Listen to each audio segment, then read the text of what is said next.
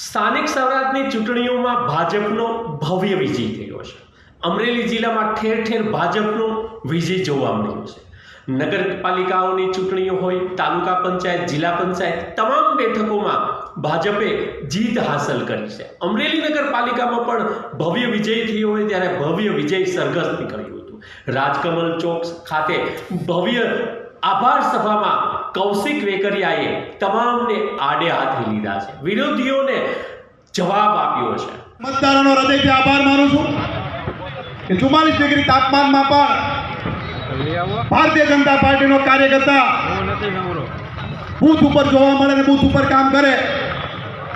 યુથથી લઈને બૂથ સુધી જે રીતે ભારતીય જનતા પાર્ટીના કાર્યકર્તાઓની મહેનત અને મતદારોનો ભારતીય જનતા પાર્ટી ઉપરનો ભરોસો, ઘણા મિત્રો જવાબ માંગવા માટે તલપાપડ હતા।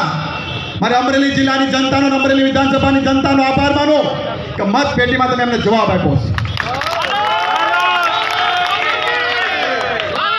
જે રીતે ભારતીય જનતા પાર્ટીની વિકાસની ગાથા દેશના યશસ્વી વડાપ્રધાન આદરણીય મોદી સાહેબ, રાજ્યના મુખ્યમંત્રી આદરણીય ભૂપેન્દ્રભાઈ પટેલ સાહેબ, નાયબ મુખ્યમંત્રી આદરણીય હર્ષભાઈ સંઘવી સાહેબ અને પ્રદેશ ભાજપના અધ્યક્ષ આદરણીય જગદીશભાઈ વિશ્વકર્મા, જે રીતે ભારતીય જનતા પાર્ટી એક મજબૂતાઈથી સરકારમાં જે રીતે કામગીરી કરતી હોય અને ખાસ કરીને અમરેલી જિલ્લા માટે, અમરેલી વિધાનસભા માટે જે રીતે કામગીરી છેલ્લા 3.5 વર્ષની અંદર ના ભૂતો ના ભવિષ્ય, પીપી સાહેબ અમુકને તો ટાવર ઉપર સાની કેટલી દેખાય છે।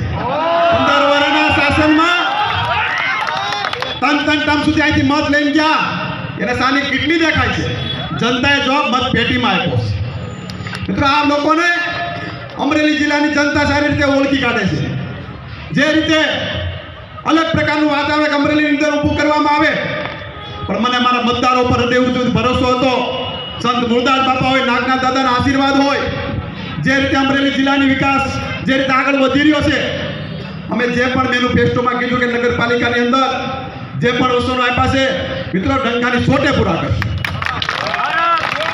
પહેલી શરૂઆત અમરેલી શહેર માટે કે અમરેલી શહેરને રેગ્યુલાઇઝ કરવા માટેની વાત આવે છે।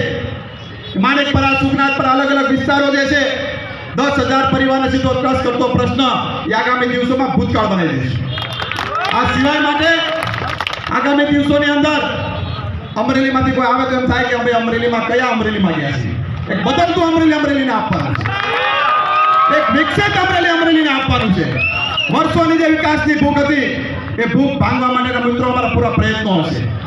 જેણે જે પણ કર્યું એ કર્યું છે, એમાં અમે કે પડવા માંગતા નથી, પણ મારા અમરેલી જિલ્લાના કાર્યકર્તાને આ ચૂંટણીના મેન ઓફ ધ મેચ જાહેર કરું છું।